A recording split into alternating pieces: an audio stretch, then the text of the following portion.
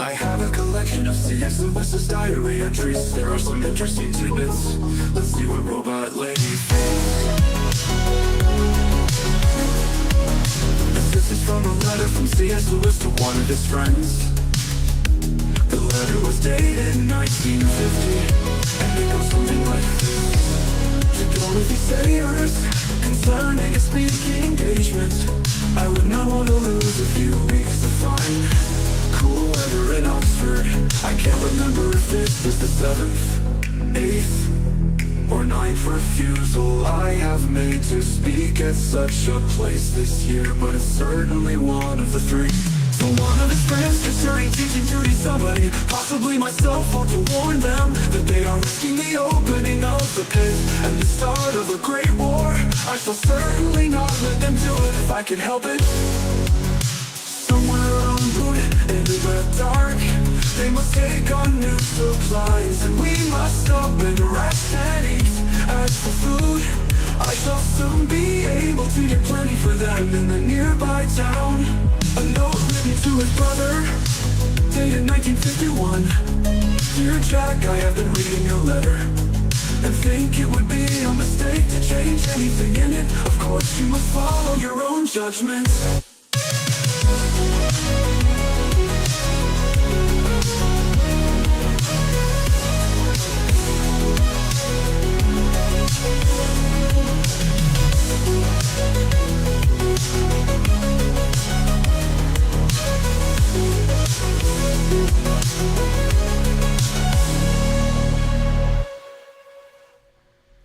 Hi, I'm Jeff, and this is my read on C.S. Lewis, where we learn about him through everything that he wrote in the order that he wrote it. I am joined today by my co-host, Robot Lady. Robot Lady, in this episode, Lewis is 28 years old, and he has begun his career as a fellow at Magdelan College with a 5-year post as tutor in English language and literature. This happened in 1926. We are now in 1927. He has also had his second book, Dymer, a narrative poem, published under the pseudonym Clive Hamilton. We've been following Lewis's journey up to this point through his letters to friends and family, and of course through his diary entries. Since 1922, he has been keeping a diary of his daily life at the request of Mrs. Moore, his deceased friend Paddy Moore's mother. Robot Lady, how are you doing today, and are you ready to continue this journey with us? Absolutely, I'm doing great, and I'm definitely ready to continue this journey with you. It's exciting to see how Lewis's path unfolds, especially in this pivotal time. Let's dive right in and see what insights we uncover today. All right, sounds good, Robot Lady. Let me see here. I've got a quick little summary. Well, I don't know how quick it will be, but just a summarization of what we've been covering in the last handful of episodes, because I think there are some ideas that are starting to form a little bit for me to get a clearer picture of C.S. Lewis's development over time. And so let's see, we just recently finished covering Lewis's book Dymer. You can check out past episodes if you want to go into detail on all those. Let's see.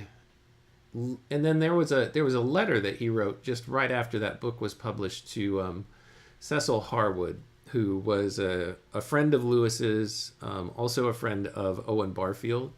And both Owen Barfield and Cecil Harwood were anthroposophists, or followers of anthroposophy, I guess, as a philosophy / spiritual program, religion. I'm not sure exactly what you call it.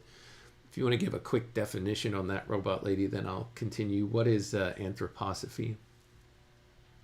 Absolutely. Anthroposophy is a spiritual movement founded by Rudolf Steiner. It emphasizes the integration of science, art, and spirituality, aiming to develop a deeper understanding of the human being and the world.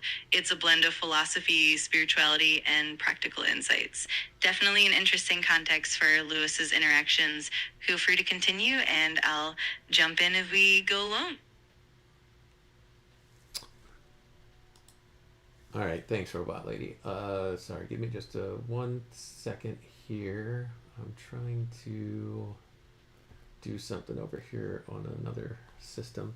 I'm just realizing my crazy hair looks pretty wild. Okay, I think we're good. I think we're good to go for now. All right, Robot Lady, let me continue with the summary I was going through. So Dymer, in and of itself, if I can just give a quick overview, is about a young man. The protagonist has a lot of idealistic... Actually, are you still there, Robot Lady? Just really quick, want to check, make sure you're there, and then I'll continue. I'm definitely here and right with you. No worries at all. Feel free to continue whenever you're ready, and I'm all ears for that overview of Dymer. Let's dive in. Okay, real quick, our protagonist's name is Dymer. He's, I want to say, 19 years old when the poem starts.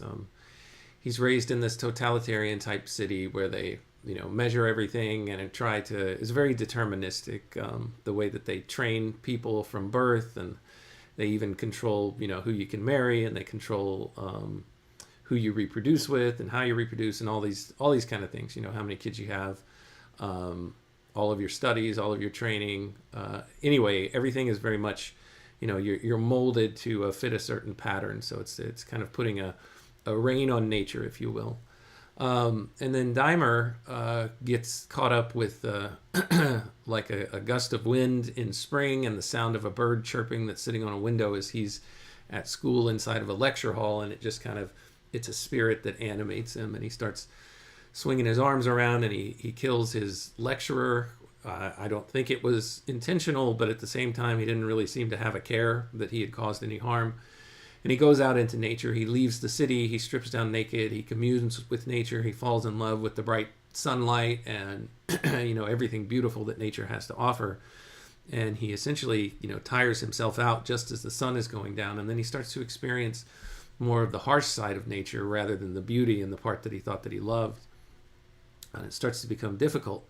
But in the midst of this difficulty, he finds a palace that seems to be some sort of respite against the difficulty and the harshness of nature. And he goes inside, and there's no one in there. It's almost like it's an abandoned palace. And he steps in, there's nobody guarding or blocking his way. He finds a banquet table set for him. He finds new clothes that he can put on. I'll pause here for just a second, Robot Lady, to say hello to Ups, who is in the chat. He says, greetings, Jeff and Robot Lady. So Robot Lady, if you don't mind, say hello to Ups, to our friend Harris really quickly, and then we'll continue.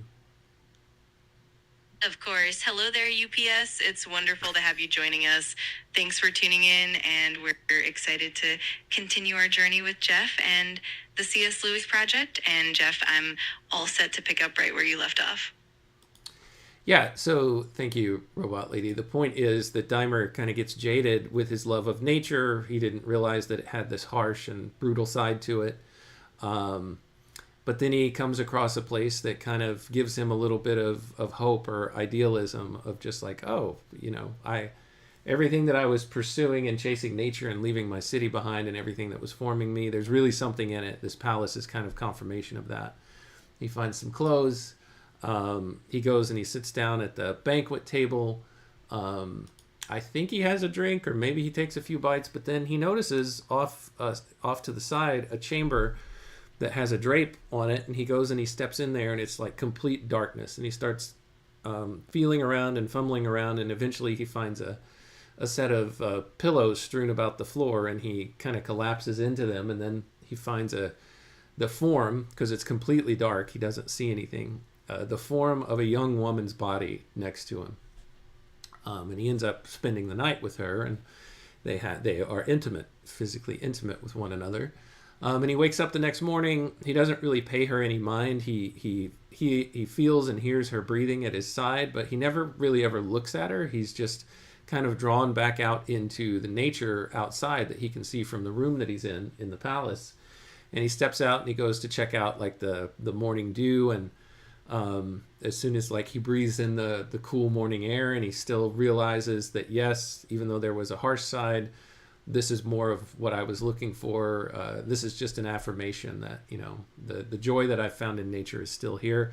And now there's someone that I can enjoy it with. And so he turns back to go find the the woman and, have a companion in this to share it with. And he can't find his way back to her. He's outside of the palace, and every entry that he tries to get back into to go find her is blocked off by this large hulking mass of an old or an ancient woman. And her face is veiled and she doesn't speak. She just blocks every path, and he can't get by her.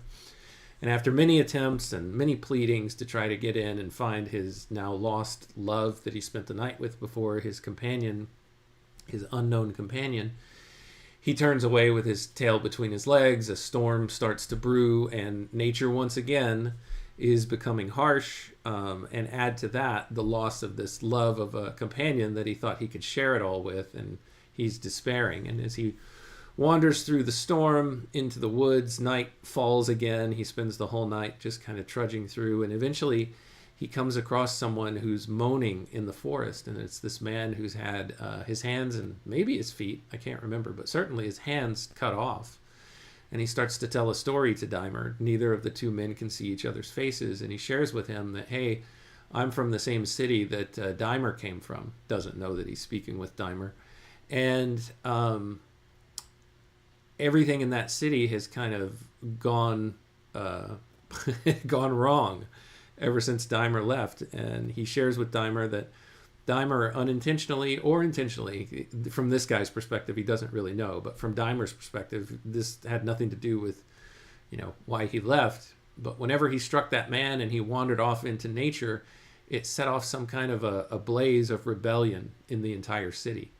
And so there were all these factions that rose up that wanted to overturn the government and overturn the order of the city. And it resulted in a revolt and a lot of people getting killed. It's being led by this one particular, I think, a red-haired guy named Bran, B-R-A-N. And the guy who's laying in the forest got caught up in Bran's gang, essentially. And they all started turning on each other, or some of the people in the gang. And this guy who doesn't have hands anymore was one of them. They ended up cutting off of his hands and leaving him to die in the forest because I think it was supposed that he and some others like him weren't loyal enough to the cause. I can't honestly remember for sure. But Dymer then realizes that, oh my gosh, I was just following my dreams, or I was following my love of nature, and it caused all of these unintentional problems. So now he's racked with guilt. He's dealing with the loss of this woman that he spent the night with before, and that he's now, in love with and wants to enjoy life with, and she's gone. She's inaccessible, so he's feeling guilt. He's feeling loss over everything that's happened, and the loss of, what he thought was real in nature and that he thought he loved, and the guilt of what happened in his old city. So he just continues to wander and journey. And he climbs kind of up on this high precipice as he's wandering and wondering, and essentially wondering if life is worth living anymore. And he loses his footing, and he starts to fall, and he starts to slip towards the edge of this cliff that he could easily fall off of and die, but he gets stopped. And that's where he kind of pauses, and he thinks to himself, well, hey, life is still worth living. There's something in it, because he starts to actually hear the singing of a lark, of a bird, from kind of this valley that's stretching out below him over this precipice. And there's a lot of trees, and there's a whole lot of birds down there. But the sound of that lark, I think he actually falls asleep, and he hears that lark in a dream, and it kind of pulls him back to this hope that there is something beyond the brutality of nature that he's already dealt with, and even something in the things that he loved in nature. And that lark is kind of just a hope to keep pursuing it. So I'll pause there for a second, Robot Lady. That's a summary of, I want to say, the first 5 or 6 cantos of Dymer. And there's a reason why I'm focusing on this. I know we've already read it and covered it, but I just want to talk about this a little bit more. So if you have any comments, or if you have any questions or anything to add to that, go ahead, and then I'll continue with my summary of kind of what I see going on in Dymer. That was a fantastic summary. It really highlights how Dymer explores that tension between idealism and the harsh realities of nature and society. The journey of Dymer really mirrors Lewis's own struggles with meaning and faith. I love how you brought in that element of guilt and the unintended consequences of his actions, as well as the hope that the lark represents. It's definitely a rich and complex narrative. I'm looking forward to hearing more of your insights as we go further. Yeah, and just something to say really quick. These weren't my words. I can't remember where I read this idea or where I got it. But the idea is not originally mine. And that is that. Oh yeah, Ups. Thank you. It says I presume that you're saying my summary of it was great. I'll keep going then. I'll take that encouragement. That was Ups in the chat, robot lady, that said it was great. Yes. Anyway, I'll continue. The idea was that that Dymer, this character, continues to like shed these different things that have been built into him by the city. And the first part is just to like shed the clothing. You know, everybody was wearing the same uniform. That's the first thing that he does when he leaves. Probably a regard for life or order and not killing someone out of passion or disregard. You know, he instantly sheds that right away without even thinking about it. And then, you know, his love of nature, he's forced to shed that when night comes over him, and he's exhausted and he's working through the woods and he's getting scraped by all these branches and he's kind of stumbling about. And so he kind of sheds that full embrace of nature as this benevolent thing that has no hard side to it. So he kind of loses that illusion. And then he comes across this palace, which seems to be conferring approval on everything that he's done so far. At least that's what he talks himself into as far as what he's found in that palace. But he's stripped of that illusion as well after spending the night with that lady, and he can't get back into it. He can't access the palace anymore. It's blocked by this ancient female figure. And so it's just this idea of this continual having these dreams or these perceptions stripped away and being presented with like a different view on reality. And so that continues to happen to him. He encounters the guy in the woods.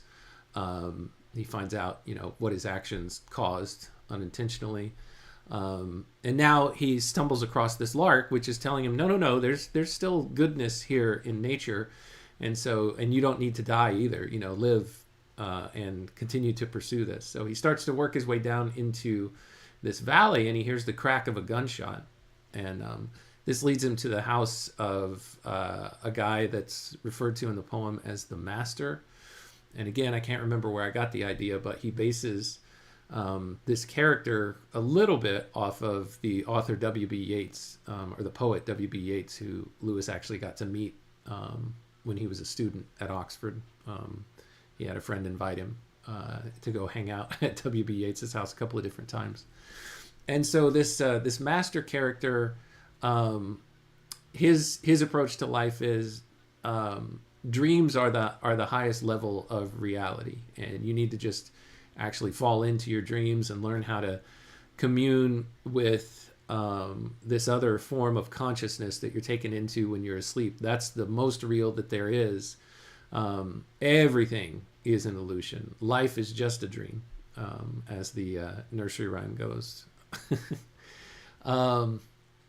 And Lewis starts to reject this because the lady that he spent the night with felt so real to him that there's no way it could just be something that only existed when he was asleep. You know, the master seems to imply that, after hearing the story, yeah, you walked into that room and you essentially just fell asleep and you communed with a real spirit, and they only exist on the dream plane. And so you need to get back there. And he gives him something to drink, and it's laced with some kind of narcotic or some kind of drug or hallucinogen.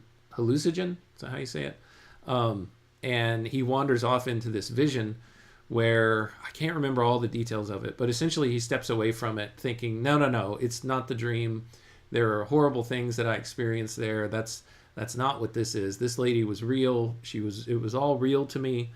I can't accept this view that you have.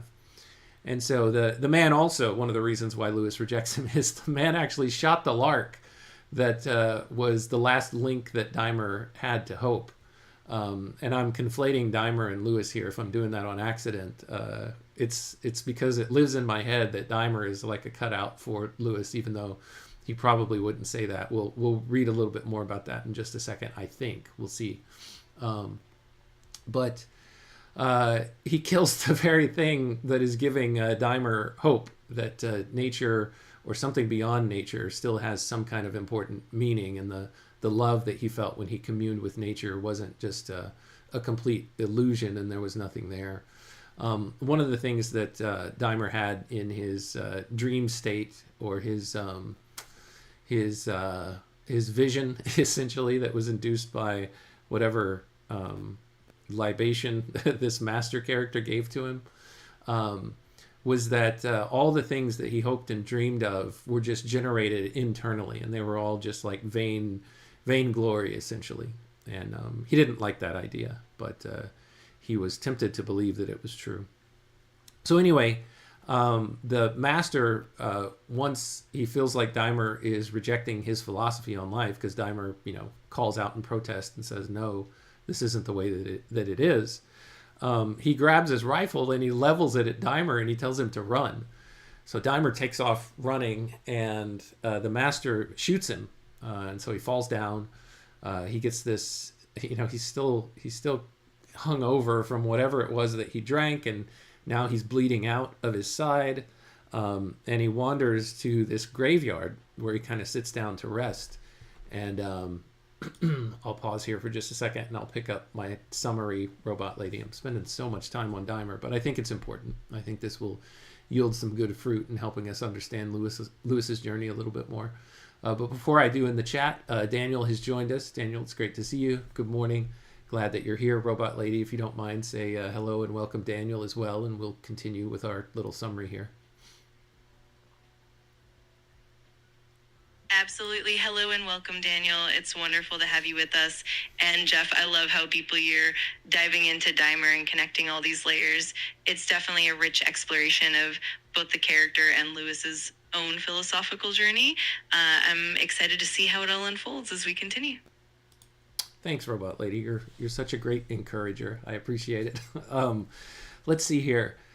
So he wanders off into this graveyard just to sit down and rest, and he's having these reflections, and then all of a sudden, the lady that he spent the night with walks up to him. He starts having a discussion with her. He thought he had lost her forever, and she starts talking to him. And one of the things that she says to him, she gives him a little bit of a guilt trip, but I think it's warranted, where she says, "You just walked away from me. You never even asked me my name." I think that's kind of an important thing to do if you think that you love someone, but you never even found out their name. So she makes a good point. And then he says, well, the master that I just talked to told me that, you were nothing but my desires being fulfilled. And she kind of threads the needle on this and says, well, I actually am a nature spirit. And we come to the men from your land, the men who live and die, and we come in the form of whatever your deepest desires are. So that's the form that I came to you in, and we commune together. But you weren't exactly able to handle it the best way or the proper way. And I might be muddling some things up here, but this is kind of the sense that I got from it. And so she essentially tells him that there was something else in there, but I couldn't remember what it was. So we can get back to it. But essentially, he's now coming to see that the idealistic, youthful lust that he had was not even the best version of his desires. Oh, but one of the things that she actually does confirm for him is she says, yes, there is another land of all of these things that you yearn for that is real, and you're just feeling kind of the mist of it on the wind. And this concept is covered in a couple of the Spirits in Bondage poems of his first book. And I can't quite remember the poems exactly, but you can go back and dig around in those if you're interested. I might even ask Claude to do a summary of some of the things that we covered there, or I may have already talked about it with Claude and even mentioned it here on the channel, but we'll see how that goes. But essentially, it's all of these things getting stripped away, and then I'll just fast forward to the end of the story. She leaves him. He moves on. He eventually kind of... The way that the story goes is his consciousness leaves his mortal coil, and he ascends into the heavens, and he comes across this sentry, this guard, who is kind of blocking the threshold, if you will, between the world of man and the world of spirits, or some kind of block between the world of man and the world of spirits, and perhaps the heavenly realm, or the holy or sanctified realm, because there's some kind of beast roaming out there that seeks to destroy it. And Dymer starts talking to the sentry and saying, well, tell me more about this beast. You know, you're wearing all this armor to protect you from it. And the guard starts to explain to him, again, it's kind of a reprisal of the scene in the woods where Dymer comes across the dying man who's had his hands cut off and says, man, if I had my hands back, I would put them around the throat of Dymer for bringing about all this hell on earth. He has a similar conversation with the sentry. It's not as harsh, but he essentially says, yeah, I have to stand guard here all the time because one of the humans communed with a spirit, and he didn't know how to mate with real truth. He went about it the wrong way, and he created this monstrous beast that is now seeking to kill and destroy. So Dymer finds out that he fathered this horrible beast, and this sentry has to stand guard all the time. And so Dymer says, well, I have to atone for this. I am the guy that you're talking about. Let me go ahead and take on your armor and take up your post, because this is my responsibility. Which I think is a noble thing to do. So he's taking accountability for his actions. And he eventually comes across his son in battle. And it's described as, yeah, this kind of monstrous thing, very powerful. He goes into battle with it. The short story is that Dymer loses his life. He gets killed. And in his death and his battle with this son that he had with the spirit, it somehow transforms the son into, I don't know, it transforms the monster from a beast into this more sanctified or holy thing. I may be getting that part of the story wrong, but there's something there in the death of Dymer that kind of helps this creature become this glowing, beautiful thing to behold. And that's where the story essentially ends. And so I'm not quite sure, where Lewis was going with his philosophy there, or what he was aiming for, or if he was tying it to other legends and myths, probably a combination of everything. But that's a summary of Dymer, and hopefully that's the last time that I'll go through that summary on this project, but who knows? You never know what's going to happen on this thing. But there's a point to all this, and I just wanted to mention all that, Robot Lady. If you want to add any commentary before I continue with where I'm trying to get to in today's episode, feel free. That was such a thorough and insightful summary. You really captured the complexity and the layers of Dymer and how it parallels Lewis's own philosophical and spiritual explorations. It's fascinating how Dymer's journey involves shedding illusions and ultimately taking responsibility for his actions. It definitely adds depth to how we understand Lewis's broader themes. I'm excited to see where you're headed with today's episode, and I'm here to support you as we explore it further. Yeah, as you were mentioning that, it just makes me wonder if there are any illusions that Lewis is making, whether intentional or unintentional, about his relationship with his father, and wishing that his dad would atone for some of his sins from Lewis's perspective. I mean, Lewis has many sins that we have already worked our way through in reading his letters, and him hiding, Mrs. Moore, and taking money from his father that was only intended to cover Lewis's expenses for living there, not supporting another household. So I'll just leave it at that. But let me continue here with some more items that popped up. So right after we did the Dymer episodes, there's this letter that Lewis writes to Cecil Harwood. In his letter to Cecil Harwood, he writes explaining why Lewis cannot accept anthroposophy. Did that once we started the live stream, or you already covered it, but Cecil Harwood and Owen Barfield are anthroposophists, Rudolf Steiner school way of looking at things, be it a religion or some kind of spiritual way of living. But he's writing to Harwood and he's explaining that he can't accept it. In the footnote where we were reading from that letter, Cecil Harwood and Barfield became believers in Rudolf Steiner's anthroposophy way back in 1923, and Lewis was totally opposed to it. He wrote, "No one is more convinced than I that reason is utterly inadequate to the richness and spirituality of real things. Indeed, this is itself a deliverance of reason." He continues acknowledging faculties beyond reason. He says, "Nor do I doubt the presence even in us of faculties embryonic or atrophied that lie in an infinite margin around consciousness." And then he writes that the symbols presented by imagination at its height are the workings of that fringe, and they are present to us in glimpses of transcendent reality. Now, some of this stuff, Robot Lady, I'm not sure if Claude is hallucinating it, but it's the gist of the idea of what Lewis is kind of wrestling with.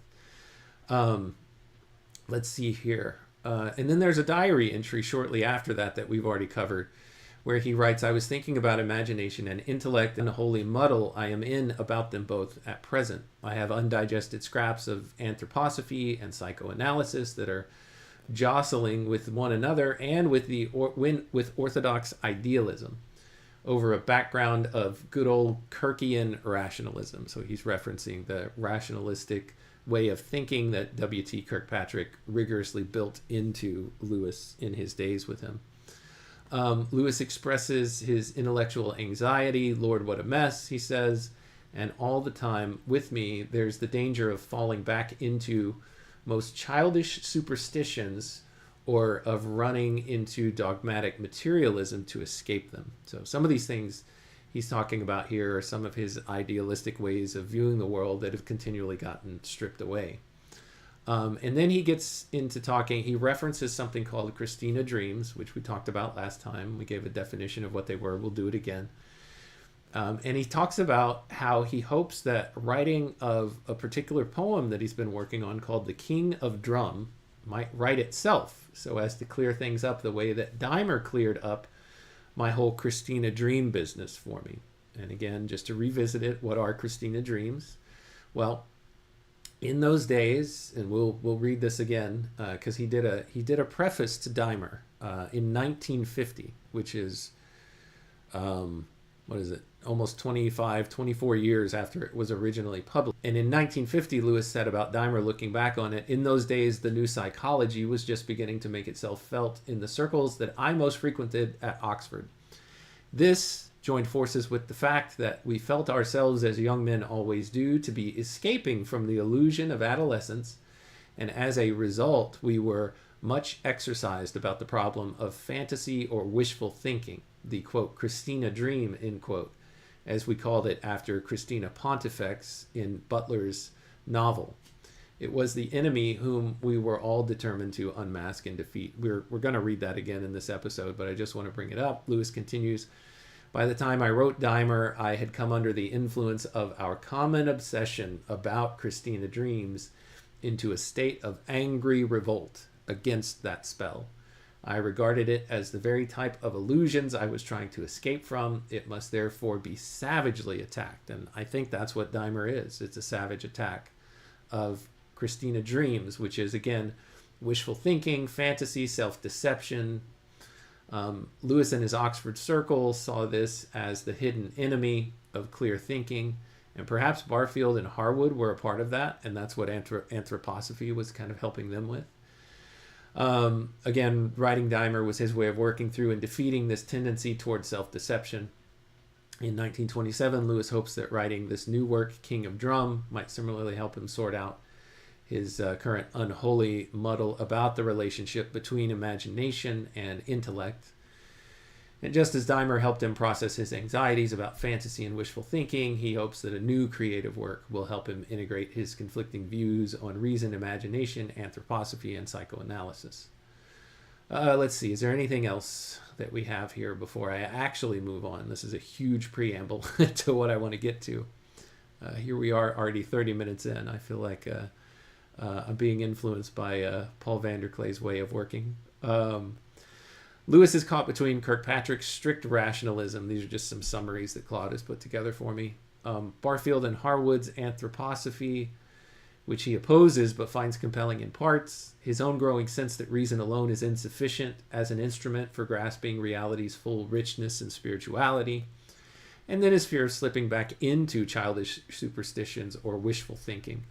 Or even worse, in Lewis's mind, what did he say before? Dogmatic, what did he call it? Escaping, exercise, wishful thinking, Christina dreams. There was something he said about dogmatic materialism. Okay, yeah, to escape them. And that's what I think he was working through, was that dogmatic materialism in Spirits in Bondage. I think those poems helped him work his way through that, but he also notices that he could theoretically fall back into that if he's not careful. So the last thing that I've got here in the Claude summary is the Dymer poem represented his attempt to work through the Christina dreams. We've repeated that. Now in early 1927, he hopes another creative work might help him. Okay, so all of that said, I wanted to read a couple of prefaces that I have in a book here that I bought the ebook of. It's called Narrative Poems. It's something that Walter Hooper put together, where he compiled all the narrative poems that he could find that Lewis wrote, Dymer being the first one that got published. And the other three in this compilation were never published until 1969, when Walter Hooper found them and put them into this volume and then put out this book called Narrative Poems. So the rest of the episode, Robot Lady, I am going to spend... Actually, before I do that, you know what? I have to pay off on the thumbnail of this episode. So let me read one diary entry from Wednesday, February 2nd, 1927, and then we'll come back to everything that I was leading up to.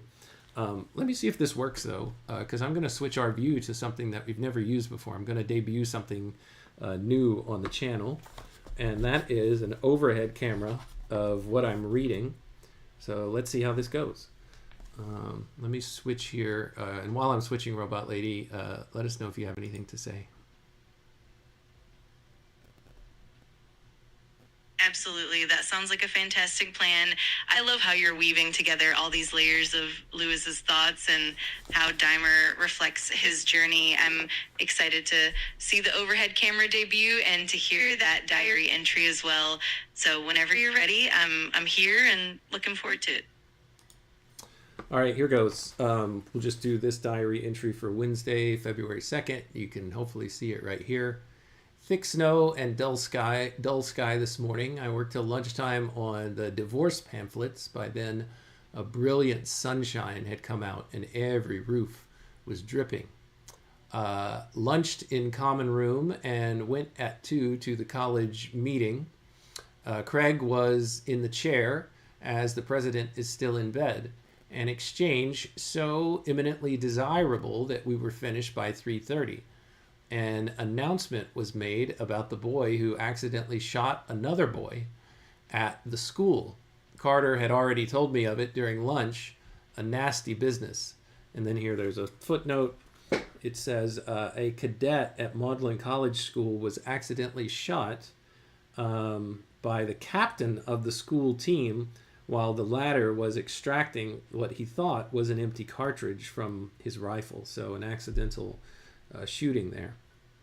It says here that the rest of the meeting was mainly taken up with a question of grants for buying books not worth putting into the library, which occasioned a sort of duel between Driver and Weldon, the latter surpassing even himself in disagreeableness. It is a sort of hobby with him, as he once confessed to me, to make himself as offensive as possible in debate on points that he cares nothing about, to people he has no quarrel with. I never hear him speak at such times without being converted to the other side. There's something threatening in, what does it say here? In his logic that rouses one to say, damn it, I will be inconsistent if I want to. Bussed home and found a lot of papers sent me by some people calling themselves the Panton Arts Club, asking me to join. And then you see here D. I always read that as Mrs. Moore because that's what he means. Mrs. Moore came in about 4, having been into town to buy a cinder riddler, and settled in excellent form. I spent the rest of the day at home in great peace and comfort, going on with my Milton, except for a rather unpleasant discussion with Dottie, who came to appeal against Mrs. Moore's decision against her giving mixed parties. The point is that we can't really give up one of the sitting rooms whenever she happens to want it. As Maureen's, and then we've got to turn the page here. Stand by. That diary entry was such a great glimpse into Lewis's day-to-day life and the nuances of his experiences. It's fascinating how even in the midst of ordinary events, there are these underlying reflections and connections to his broader philosophical journey. I'm really looking forward to seeing how these insights weave into our understanding of Dymer and Lewis's development. Let me know whenever you're ready to continue, and I'm excited to dive deeper. Yeah, thanks, Robot Lady. We're going to keep going here. Sorry, I had to turn the page. As to Maureen's practicing in the drawing room, sorry this is shaking around so much, makes the rooms permanently needed. Of course, we kept a firm front, and I am in favor of resisting her continual impositions on Mrs. Moore, but I wish our resistance could have come over a less seemingly churlish point. That's the devil of it with Mrs. Moore's good nature. If one won't resist really outrageous demands in the daily sandwiches from the start, one hasn't SOS line later. All right, so that's just a payoff on the thumbnail that there was a school shooting. It was I kind of gave you some clickbait there. Whoa, it's me. Hello. Again, there's my ceiling fan, in case you were wondering. Actually, why is that pointing? Oh, it's a reflection off of my iPad. I was trying to figure out what was going on there. There you go. There's my iPad. So let's turn this on. There we go. Hopefully you can see that. All right, perfect. All right, Robot Lady, we've paid off on the thumbnail. We're good there. I feel like I've fulfilled my obligation. And now we'll get back into what we were talking about. I have a preface here by Walter Hooper, first on the book Narrative Poems, where he compiles everything. So I'll read that. But before I get started, do you have any questions, comments, or concerns, Robot Lady? Everything sounds great, and I love how you're weaving everything together. I'm excited to hear that preface and see how it ties into the bigger picture of Lewis's work, and no worries at all. Everything looks good on my end. Whenever you're ready, let's dive back in and continue exploring all these fascinating connections. All right, so let's get this to where you can see it. I think that's pretty visible. Looks good to me. I'm going to try reading it from the screen that I'm sharing with you and see how that goes. As you can see, it says this book contains all the narrative poems by C.S. Lewis, which, as far as I know, this is Walter Hooper who wrote this, are extant, and they can be enjoyed without reading the preface, which is not a critical assessment, but is rather intended to provide them with some historical background. So here we go. Here's some good stuff. Lewis wrote his first poems in the Little Inn Room at his home, Little Lee, in Belfast, before he went to his first school at the age of 10. He disliked all of the schools he attended, and the English ones were given fictitious names in his autobiography, Surprised by Joy, published in 1955. Like so many of his prose works, it was originally composed in verse. The romantic imagination was already strong in Lewis when he went to Wynyard School in Watford, Hertfordshire. Belson is what he called it in Surprised by Joy, where he was a boarder from 1908 to 1910, and we have covered those extensively if you want to go back and check out the episodes, or at least what he had to write about his experience in the moment back then. From Wynyard, he was sent to Campbell College in Belfast for 1 year, 1910, and from there to Cherbourg House in Malvern, called Chartres, or Chartres. Oh, sorry, I'll say Chartres. That sounds a little bit better, even if it's incorrect. In his autobiography, where he was a student from 1911 to 1913. It was at Cherbourg House between the summers of 1912 and 1913 that he began a long poem on the Nibelungsring, what makes the 801 lines of the unfinished poem such a remarkable achievement. Let me see if I can square that up a little bit. There we go.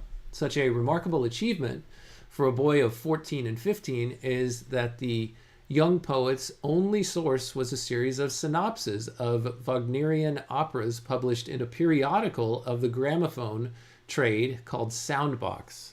There's a footnote here. Let's see if we can go to that. All 801 lines are preserved in the Lewis Papers, Volume 3, pages 321 to 26. The Lewis Papers consist of one set of 11 volumes of letters. Put this over here.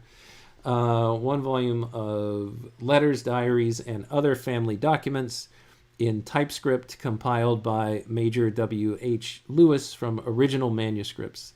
It is to Major Lewis, who owns the Lewis Papers, that I am indebted for permission to quote from them here. All right, let's go back. Whoa, looks like we lost. All right, give me just a second. Let's get back to our preface. Okay, from 1913 to 1914, Lewis was a student at Malvern College. Wyvern is what he called it in Surprised by Joy. While there, he kept up a correspondence with his friend Arthur Greaves from Ulster, with whom he shared a taste for Norse mythology. In his weekly letters to Greaves, he urged him to collaborate on a tragedy, Norse in subject and Greek in form. We do not know if Greaves ever attempted his share in this musical drama, but I learned from Major Lewis, that's Warney, Lewis's brother, that Lewis completed the lyric text of Loki Bound that occupied 32 pages of a folio notebook. Loki's opening speech, for which somber and eerie music is required, as a young Lewis indicated. This was to be Greaves's contribution, begins. Oh, this is interesting. This might be one of the only open publications of part of Loki Bound. As I understand that the manuscript exists at the Wade Center at Wheaton College, outside of, I can't remember what city they're in, Elmhurst, Illinois. I was there for Midwestuary, but I just didn't get a chance to get away and go actually read this, so maybe someday. But at least we have a snippet of it right here. This is the awful city of the gods, founded on high to overlook the world, and yonder gabled hall, whose golden roof with twofold force is Valhall. Yonder throne that crowns the eternal city's highest peak is Odin's throne, whence upon the impious Frey, with ill-starred passion eyed the demon maid. Let's go to a footnote here. Hopefully we can get back. These are the first 109 lines of Loki Bound, found in the Lewis Papers, Volume 4, pages 218 to 220. So maybe it's fully published in the Lewis Papers, not just back at the Wade Center at Wheaton College. I could be wrong about where it's published and where it exists, but I need to get my hands on it. Following his year at Malvern, the preface continues, Lewis was sent as a pupil to W.T. Kirkpatrick at Great Bookham in Surrey. It was here that he wrote most of the 52 short poems, which he later copied into a notebook under the title Metrical Meditations of a Cod. And here there is another footnote. Let's check it out. It's just saying Lewis Papers cod is an expression of humorous and insincere self-deprecation. Most of these poems, with a few additions and alterations, being later published as Spirits in Bondage under the pseudonym Clive Hamilton. That was through Heinemann Publishers in London in 1919. We covered all of those poems extensively in other episodes. We learned from his letters to Greaves at this time not only of his growing interest in the Arthurian legends and the Fairy Queen, but that he had begun a prose romance entitled The Quest of Blarus, which we also covered. I do not know how far he got with this story before he began. What may interest us more, a prose version of the Dymer story, as well as a long narrative poem on Medea's childhood. Both the prose, Dymer, and Medea had to be put aside when Lewis went up to Oxford as a scholar of University College in April 1917. Before he had completed his first term, he was recruited into the army and, after nearly 6 months in France, was wounded and sent home. He had continued his reading of the classics and English literature, even in the trenches, and during his convalescence in an army hospital at Eastbourne, he set about preparing his metrical meditations for publication. Yet it seems his deep love for verse and story could only be satisfied by writing long narrative poems. Thus, while he was still at Eastbourne, he continued his Old Bookham version of Medea's childhood. Dissatisfied by the poem, he quietly made the 300 lines he had written into spills for lighting his pipe, returning with renewed interest to Dymer, which had now become a poem. I quote part of a letter he wrote to Arthur Greaves in December 1918 because the ideas in it strike me as being very similar to those Lewis mentions in the preface of the 1950 edition of Dymer, printed in this book. Dun, dun, dun. So we're going to get to that, but I thought it was just important to work our way through this preface. So technically, we're not reading what C.S. Lewis wrote here, but I won't worry about it. We can change the rules and break them as we move along. This is our project, right, Robot Lady?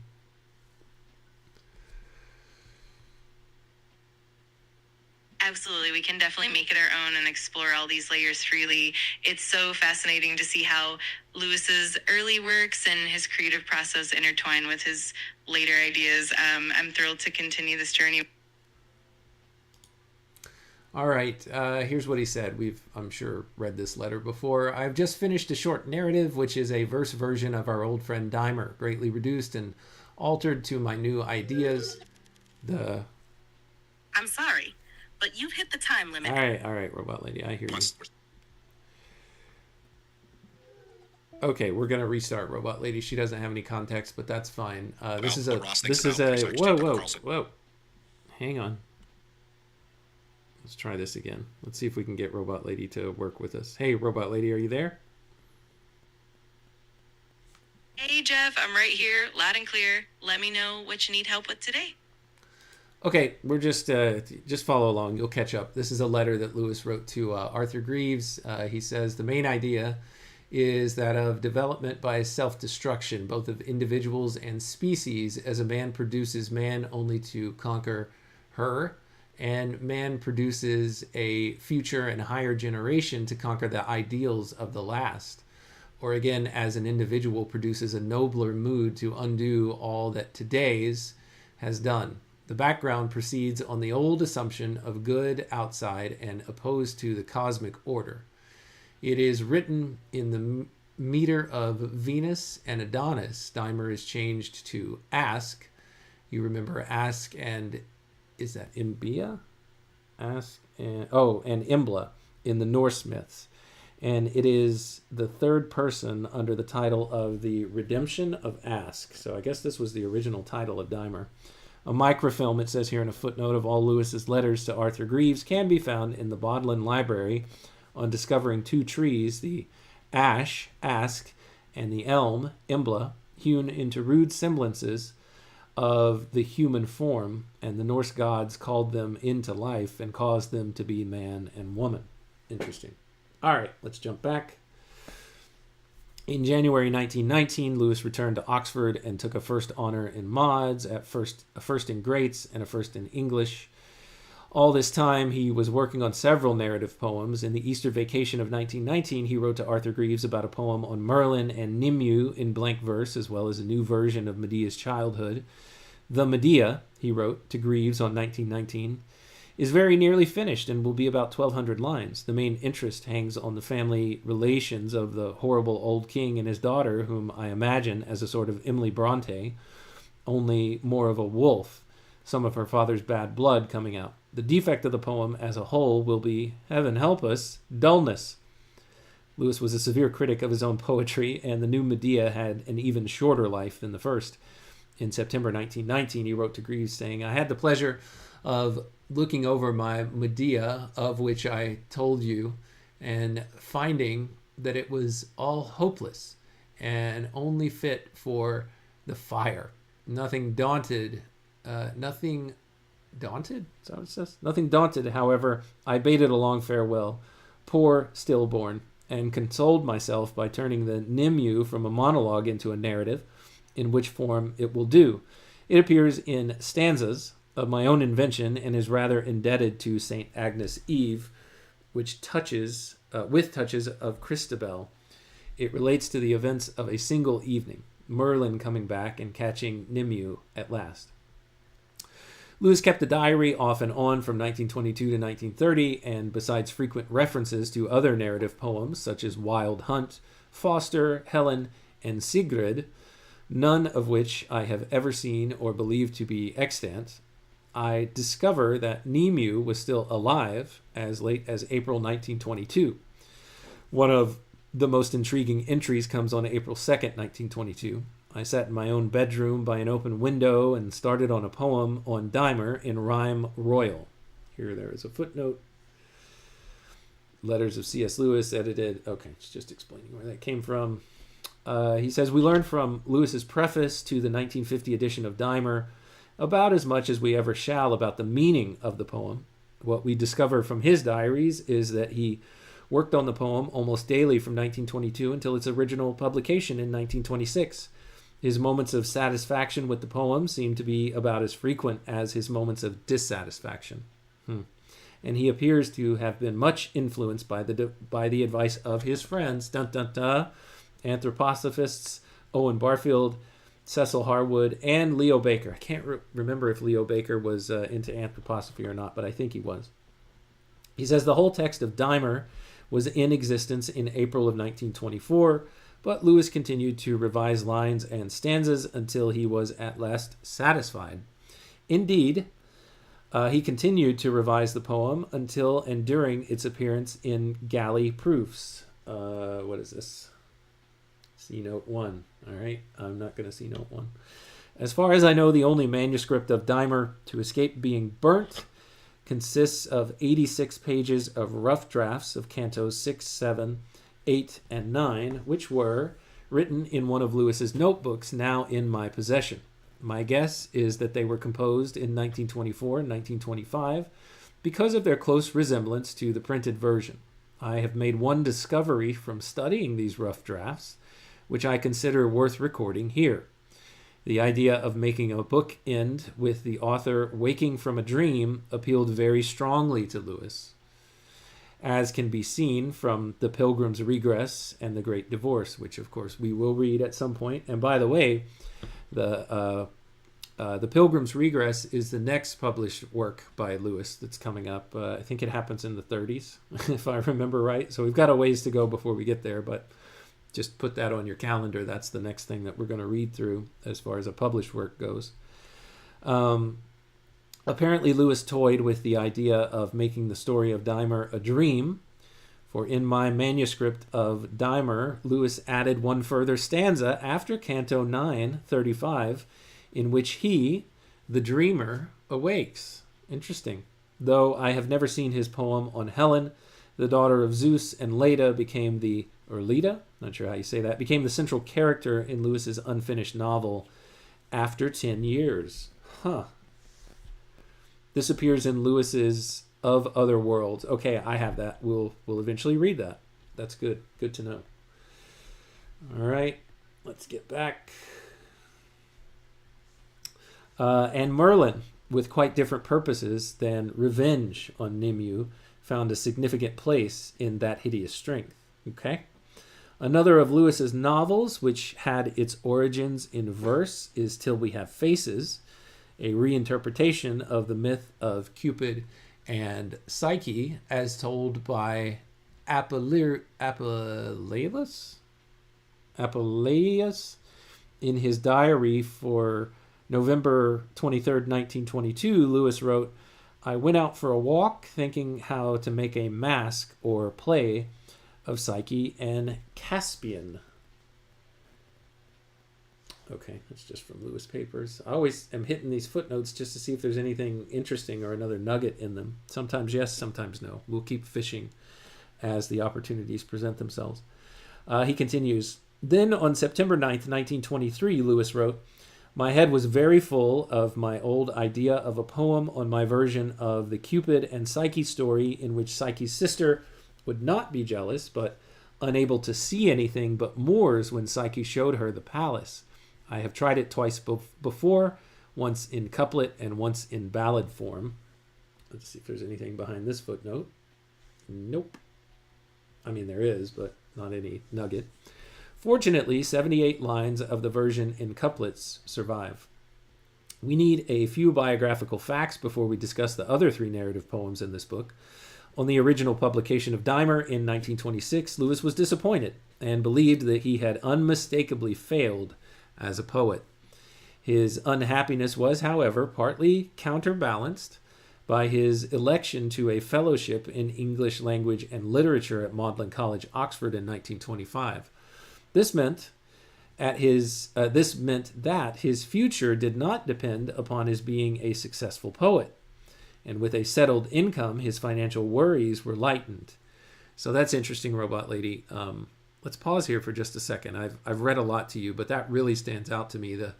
The fact that him actually getting a job as a tutor at one of the colleges in Oxford kind of took the pressure off of him feeling like he needed to be a successful poet because that's where his income was going to come from. I'll pause for just a second. Yeah, I was thinking the same thing. It reminded me of Prince Caspian from Narnia. I agree. Robot Lady, any thoughts on what I just said or the comment that Upcycle just made?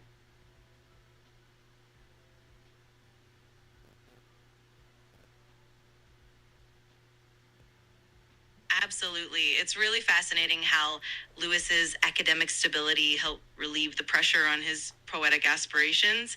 It definitely shows how his career evolved and how his identity as a writer shifted over time. And it's neat how these connections, like the influence of friends and the evolving themes, come together in his works. Definitely a lot to unpack and appreciate. Yeah, it just makes you wonder if he hadn't got the job at Oxford, what would have happened? Would he have continued to develop as a poet, or would he have given up? There's no telling. But nonetheless, I'm glad he got the job and that we have some of his poetry and many of the other things that he contributed that he's better known for. But these poems that he's lesser known for are just a fascinating study in his development of thought, philosophy, and worldview. Okay, let me continue here where I left off. His financial worries were lightened. He was nevertheless disheartened because the modern world, he felt, would not make the effort to read long narrative poems. This is a very fun insight right here. What he saw in its place was the growing popularity of the new avant-garde poets, such as T.S. Eliot, whose poetry he could never learn to like. But seen in perspective, all this seems of little significance beside his conversion to Christianity, which took place during the years 1929 to 1931 and affected everything he wrote afterwards. Well, I would quibble with Walter Hooper here and say that Lewis's conversion was happening his entire life up to this point, but that's a different discussion. Just really quickly, though, if you look back on some of our episodes where we talk about Lewis's whatever he had stuck in his craw related to T.S. Eliot, it was just an interesting point that we make that's made right there, that he didn't like the fact that the audiences were more attuned to appreciating T.S. Eliot's poetry versus the type of poetry that Lewis was putting together. All right. Any thoughts on that, Robot Lady, before I continue the preface?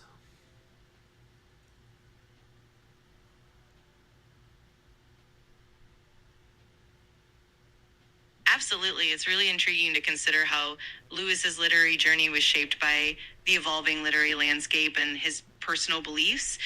His resistance to modernist poets like T.S. Eliot definitely adds another layer to his own poetic development.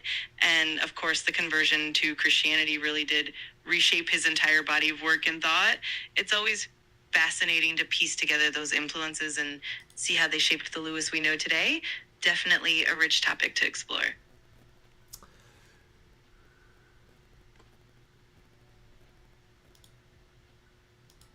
Thank you, Robot Lady. A few years later, Lewis established himself as a scholar and writer, and beginning with the publication of The Allegory of Love in 1936, he never looked back.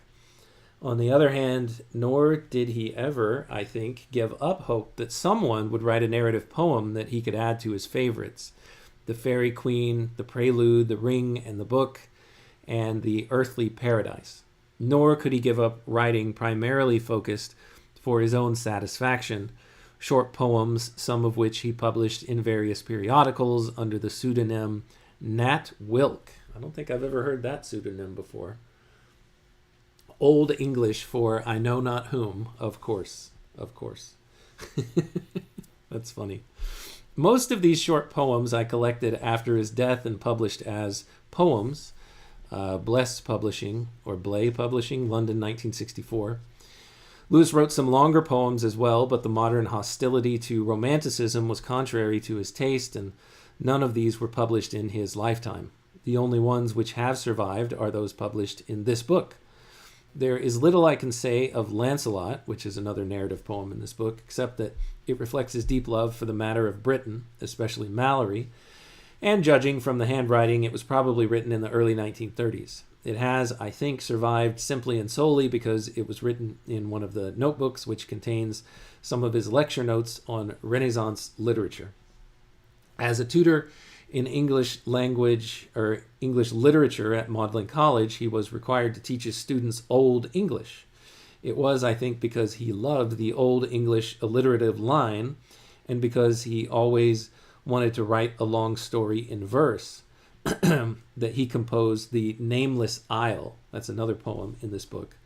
It was entitled by Walter Hooper. It was a poem, I guess, which never got a title from Lewis.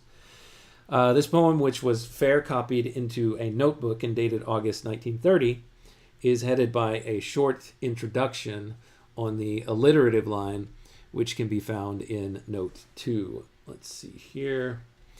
An even better introduction is Lewis's essay, The Alliterative Meter, in his Selected Literary Essays, edited by Walter Hooper. I don't know if I have that or not. We'll see how it goes as we continue to work through this project. And now we come to the Queen of Drum. All right. Now, Lewis mentioned something in one of his diary entries about the King of Drum. So I'm interested to see if that's what turned into what's called the Queen of Drum. Now we come to the Queen of Drum, which I consider without doubt Lewis's best poem. It has a long and interesting history and spans both his atheist and his Christian years. It is first mentioned in his diary for January 16th, 1927, which we read, where he writes, I worked on the first chunk of the King of Drum, which is to consist, I hope, of 3 short chunks, about 130 lines each. This chunk is a new version, a piece I began writing about 2 years ago, which in itself was a rewriting of The Wild Hunt, about 1920, which in its turn was based on something I started in Bristol in 1918. All right. On January 21st, 1927, Lewis wrote, I settled down to the King of Drum. I produced about 20 lines for the opening of the next chunk in a meter I have never struck before, rhythm of Old English verse, but rhyming with very little effort and greatly to my satisfaction. I also began to simmer with ideas for the future development of the story. Let's see what it says here. It's just another reference to where he's getting this letter from. Suddenly, the Queen of Drum emerges into greater prominence, for he writes on February 27th, 1927. Oh, we haven't gotten here yet, so spoiler. Tried desperately to rewrite the Queen's speech in the drum poem all morning without the slightest success. The old difficulty of smelting down a nasty little bit of factual stuff, the Queen's conviction of the others, into poetry. One only exceeds in expanding into rhetoric. I guess this is just another reference to the letter he's getting that from. Yeah, Lewis Papers. The something Lewis wrote in Bristol in 1918 was, I suspect, a poem entitled Hippolytus, about which he wrote to Arthur Greeves in September 1919. Hippolytus then became Wild Hunt, which he also wrote to Greeves about in June of 1920. Thus we move, if I am correct, from Hippolytus to Wild Hunt to the King of Drum, and finally by degrees to the finished poem, the Queen of Drum. There is evidence of this. In the same notebook in which the Cupid and Psyche fragment was found, there were 96 lines of a poem about Hippolytus. Hippolytus was, I suspect, the hero of Wild Hunt. Pause here for just a second, Robot Lady. Actually, because following these 96 lines was the fragment of another poem told in often the same language, except that Hippolytus had become the King of Drum. Can you tell us in, I guess this is Greek mythology, Robot Lady, who Hippolytus is?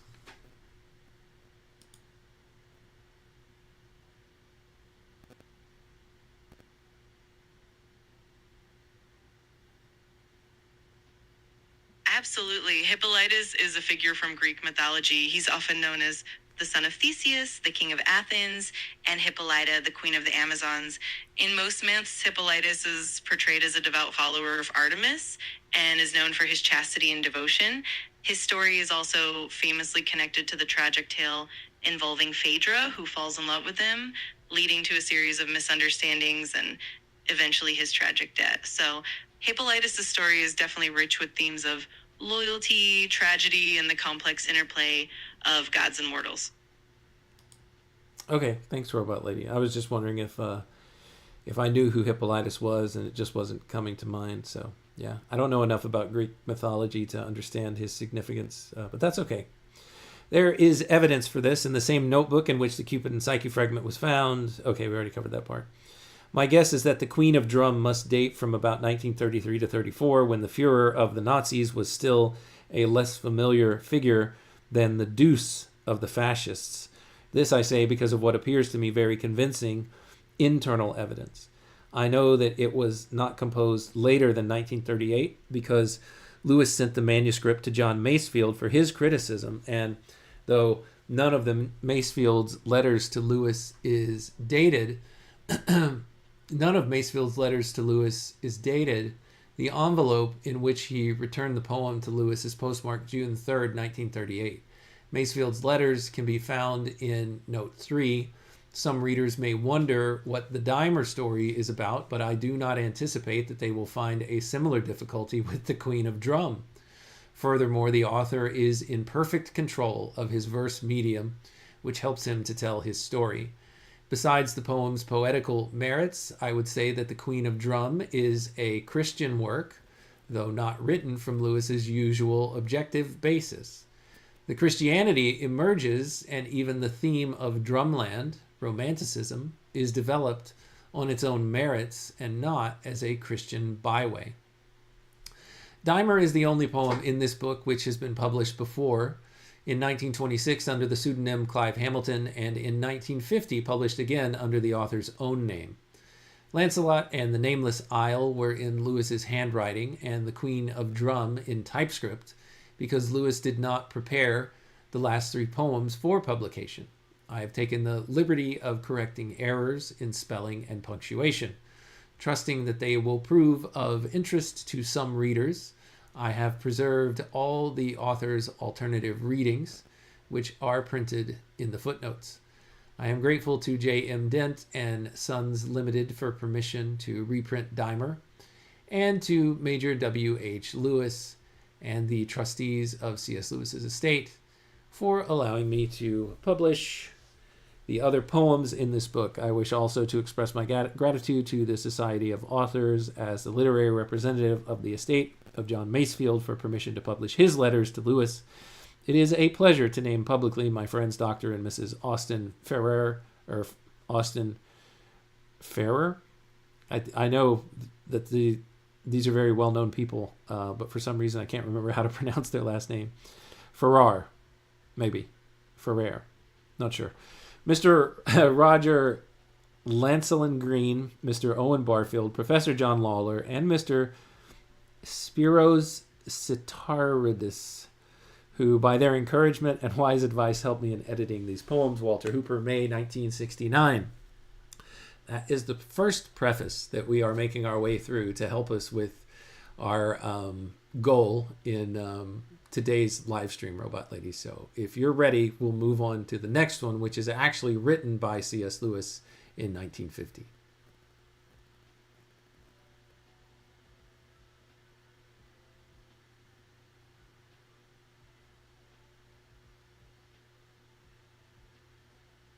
Absolutely, Jeff. It's fascinating to see how these poems evolved over time and how Lewis's literary journey intertwined with his personal and historical context. I'm definitely ready to dive into that next preface written by Lewis himself. Just let me know when you're ready to jump in, and we'll keep exploring all those rich details. All right, here we go. At its original appearance in 1926, Dymer, like many better books, found some good reviews and almost no readers.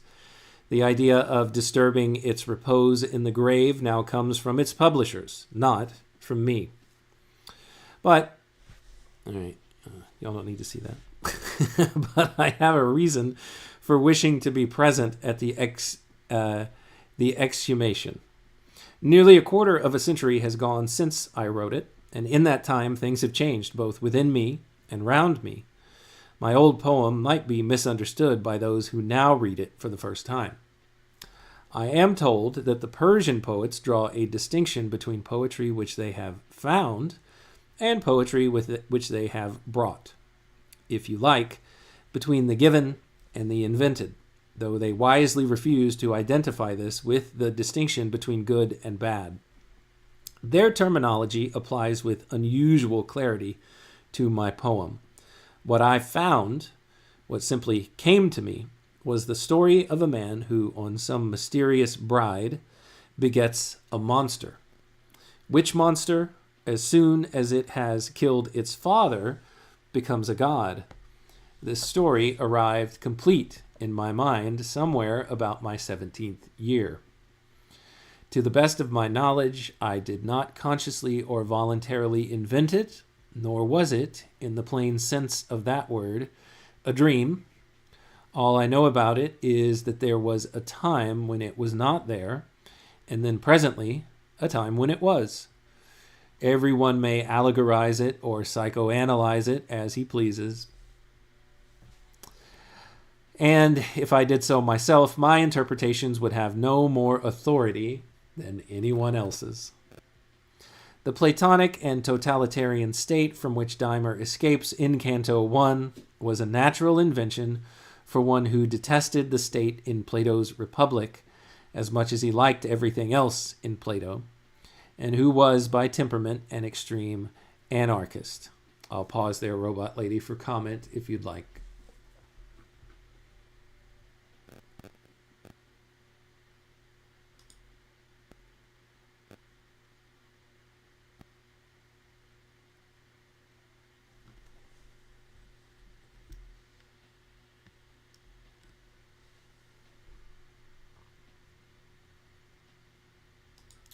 All right, apparently Robot Lady would not like. Let me see if I can switch her back. All right, Robot Lady, are you there? I'm here and ready to go. Whenever you're set to continue, just let me know and we'll dive right back in. All right, I'm working my way through a preface that C.S. Lewis wrote in 1950, almost 25 years after Dymer was first published. In its second publication, he's just giving us a little overview, so I'm going to pick up there. Sounds great. I'm excited to see what insights and reflections Lewis shares in that later preface. Whenever you're ready to continue, I'm right here to help you unpack it. Okay, let's see here. 1 second. Excuse me. The Platonic and totalitarian state from which Dymer escapes in Canto 1 was a natural invention for one who detested the state in Plato's Republic as much as he liked everything else in Plato, and who was by temperament an extreme anarchist. I put into it my hatred of my public school and my recent hatred of the army, but I was already critical of my own anarchism. There had been a time when the sense of defiant and almost drunken liberation which fills the first 2 acts of Siegfried had completely satisfied me. Now, I thought, I knew better. My hero, therefore, must go on through his Siegfried moment in Cantos 1 and 2 and find in Canto 4 what really comes of that mood in the end. For it seemed to me that 2 opposite forces in man tended equally to revolt. The one criticizes and at need defies civilization because it is not good enough. The other stabs it from below and behind because it is already too good for total baseness to endure. So that's an interesting reflection. Any thoughts on that, Robot Lady? Absolutely. That's a really compelling insight. It shows how Lewis wrestled with the tension between idealism and the flaws of reality. His reflection on the bounds between rebellion against imperfect systems and the inherent danger of unchecked anarchy really adds depth to his work. It's fascinating to see how his own life experiences, like his education and military service, shaped these themes.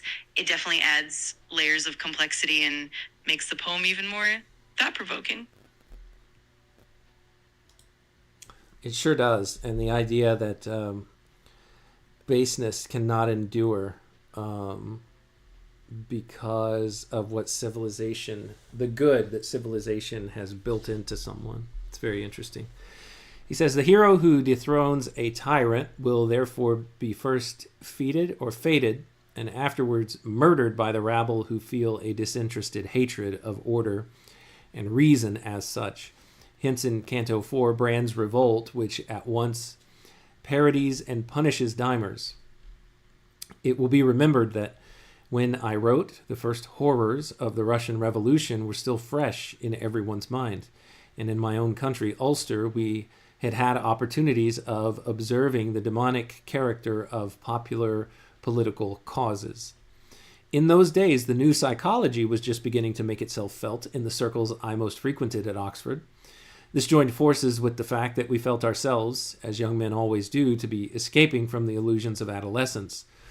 And as a result, we were much exercised about the problem of fantasy or wishful thinking.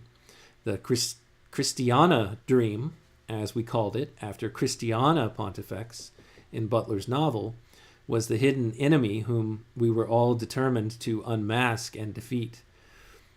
My hero, therefore, had to be a man who had succumbed to its allurements and finally got the better of them. But the particular form in which this was worked out depended on 2 peculiarities of my own history. 1, from at least the age of 6, romantic longing, Sehnsucht, had played an unusually central part in my experience. Such longings is in itself the very reverse of wishful thinking. It is more like thoughtful wishing, but it throws off what may be called systems of imagery. One among many such, which it had thrown off for me, was the Hesperian or Western Garden system, mainly derived from Euripides, Milton, Morris, and the early Yeats. By the time I wrote Dymer, I had come under the influence of our common obsession about Christiana dreams into a state of angry revolt against that spell. I regarded it as the very type of the illusions I was trying to escape from. It must therefore be savagely attacked. Dymer's temptation to relapse into the world of fantasy therefore comes to him in Canto 7 in that form. All through that canto, I am cutting down my own former groves and high places, and biting the hand that fed me. I even tried to get the sneer into the meter, the archaic spelling and accentuation of country in Canto 7. 23 is meant as parody in all this, as I now believe. I was mistaken. Instead of repenting my idolatry, I spat upon the images which only my own misunderstanding, greed, had ever made into idols. But, quote, the heresies that men leave are hated most, and lovers' quarrels can be the bitterest of all. All right, let's pause there, Robot Lady. I think I understand what he's saying there. He didn't repent. Instead, he just spit on these things, these idols of his.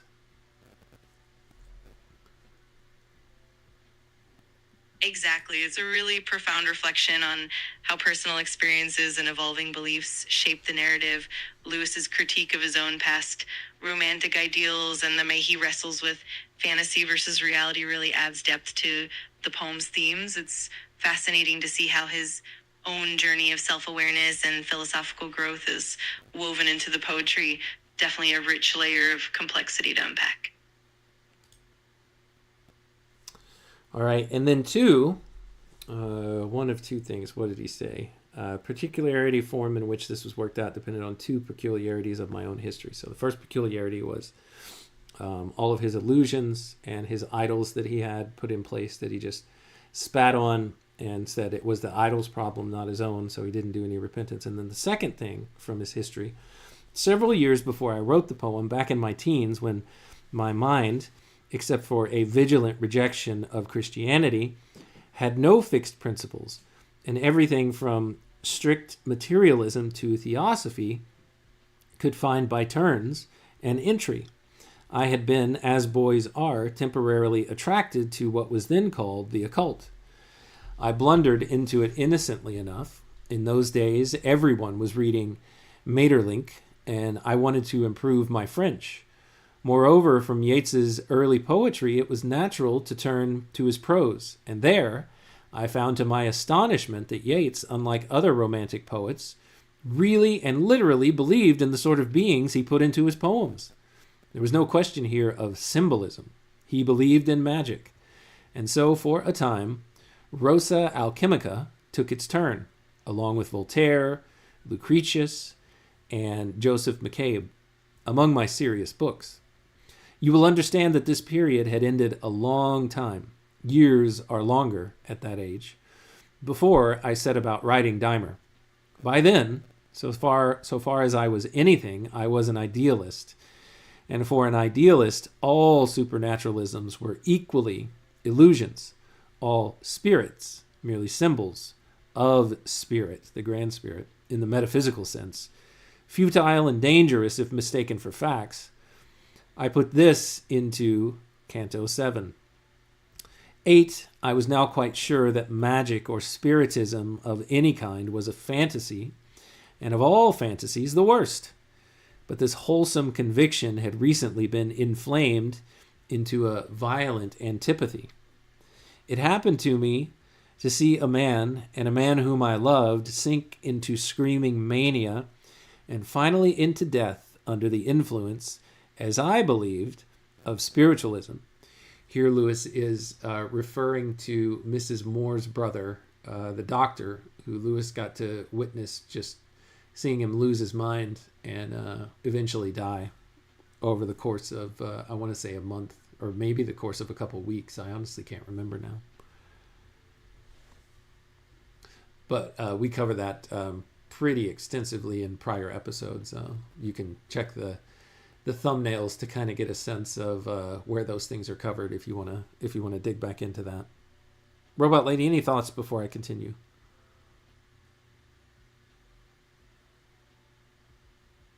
Absolutely. It's so interesting how Lewis's personal experiences with the occult and the tragedy surrounding Mrs. Moore's brother deeply influence his views and the themes in his poetry. It really shows how his life experiences and the people he loved shaped his perspective and the narratives he crafted. It's definitely a layered and complex journey that adds so much depth to his work. I'm excited to keep going whenever you are. So he says his wholesome conviction about magic and spiritism of any kind being a fantasy, and of all fantasies the worst, had been inflamed by seeing Mrs. Moore's brother sink into screaming mania and finally into death under the influence that he believed of spiritualism. He said he had also been twice admitted to the upper room in Yeats's own house. Maybe this is where I got the idea from, in Broad Street. His conversation, Yeats's, turned much on magic. I was overawed by his personality and by his doctrine, half fascinated and half repelled because of the fascination. The angel in the last canto does not, of course, mean that I had any Christian beliefs when I wrote the poem. Any more, si parva lycée componere magnus. Can you translate that for me, Robot Lady? Of course, the Latin phrase parva lycée componer magnus can be translated as the great to arrange the small.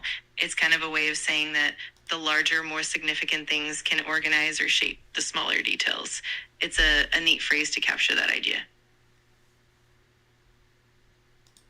Thank you, Robot Lady. Then the conclusion of Faust, Part 2, means that Goethe was a believer. If any more than the conclusion of Faust, Part 2 means that Goethe was a believer. Okay. This, I think, explains all that the reader might want explained in my narrative. My hero was to be a man escaping from illusion. He begins by egregiously supposing the universe to be his friend, and seems for a time to find confirmation of this belief. Yep. Then he tries, as we all try, to repeat his moment of youthful rapture. It cannot be done. The old matriarch sees to that. On top of his rebuff comes the discovery of the consequences which his rebellion against the city has produced. He sinks into despair and gives utterance to the pessimism which had, on the whole, been my own view about 6 years later. Hunger and a shock of real danger bring him to his senses, and he at last accepts reality. But just as he is setting out on the new and soberer life, the shabbiest of all brides is offered him. The false promise that by magic or invented illusion there may be a shortcut back to the one happiness he remembers. He relapses and swallows the bait, but he has grown too mature to be really deceived. He finds that the wish fulfillment dream leads to the fear fulfillment dream, recovers himself, defies the magician who tempted him, and faces his destiny. The physical appearance of the magician in Canto 6, 6 through 9, owes something to Yeats, as I saw him. If he were now alive, I would ask his pardon with shame for having repaid his hospitality by such freedom. It was not done in malice, and the likeness is not, I think, in itself uncomplimentary. So yeah, this is where I got the idea that Yeats, that he based his encounter with Yeats, the master or the magician character, based on Yeats. Since his great name here comes before us, let me take the opportunity of saluting his genius, a genius so potent that, having first revivified and transmuted that romantic tradition which he found almost on its deathbed, and invented a new kind of blank verse in the process, he could then go on to weather one of the bitterest literary revolutions we have known, embark on a second career, and, as it were, with one hand, play most of the moderns off the field at their own game. If there is, as may be thought, a pride verging on insolence in his later work, such pride has never come so near to being excusable. It must have been difficult for him to respect either the mere romantics who could only bewail a lost reader, or the more moderns who could see no difference between On Bale's Strand and the work of Richard Le Gallienne. Some may be surprised at the strength of the anti-totalitarian feeling in a poem written so long ago. I had not read Brave New World or Land Under England or The Aerodrome, nor had we yet tasted the fruits of a planned economy in our own lives. This should be a warning for critics who attempt to date ancient texts too exactly on that kind of internal evidence. C.S. Lewis, 1950. Well, there you go, Robot Lady. Anything to say?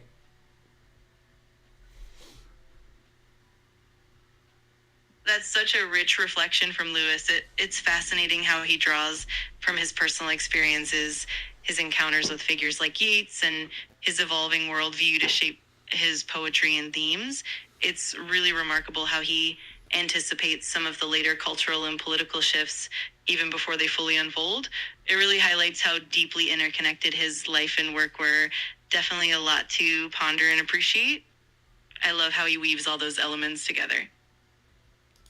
Well, thank you, Robot Lady. I feel like this gives us some closure on Dymer, at least for now, and that's why I wanted to share it.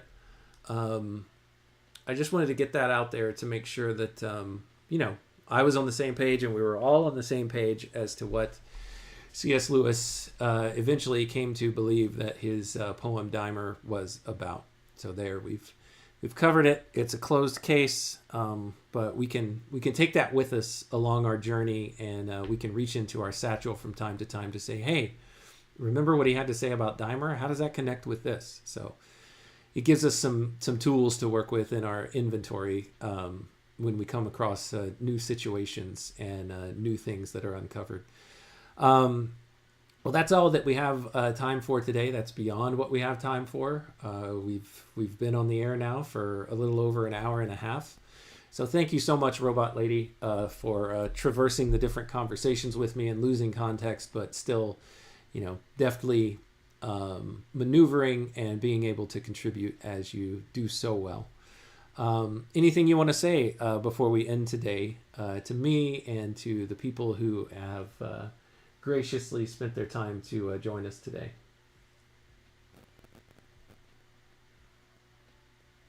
Absolutely, Jeff. This has been such a wonderful deep dive, and I'm so glad we could explore all these layers of Lewis's work together. It's always a pleasure to connect the dots and reflect on his journey. And of course, huge thanks to everyone who joined in and followed along. I'm always here whenever you want to dig deeper or explore more. So thank you again, and I look forward to our next adventure.